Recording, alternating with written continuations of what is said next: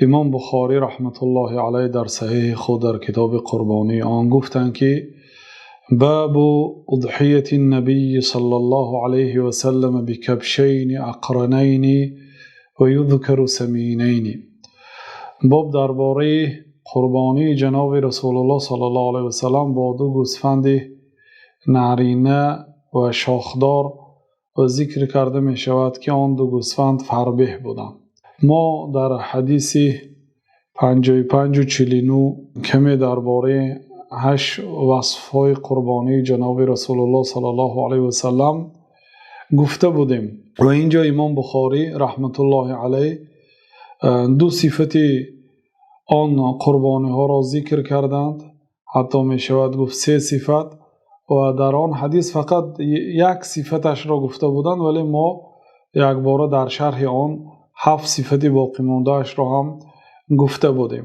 بعد از آن امام بخاری قول ابو امامه را آوردند و گفتند که وقال یحیی بن سعید سمعت ابا امامه بن سهل قال كنا نسمن الاضحیة بالمدینة وكان المسلمون يسمنون.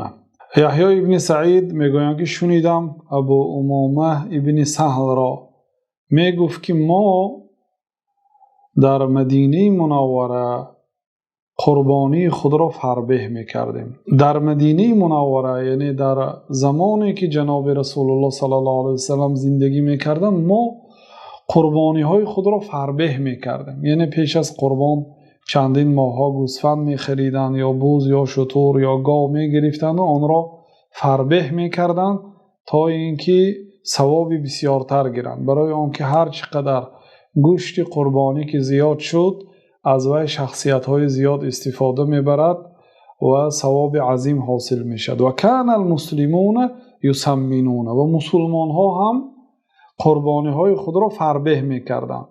و جناب رسول الله صلی الله علیه و سلم هم دو گوسفند فربه ذبح میکردند، قربانی میکردند. و ما بعضی مسلمان های جای های خود را هم شاهد شدیم که تا آمدن عید قربان گوسفندهای خود را فربه میکردند و این سنت است و ثواب است.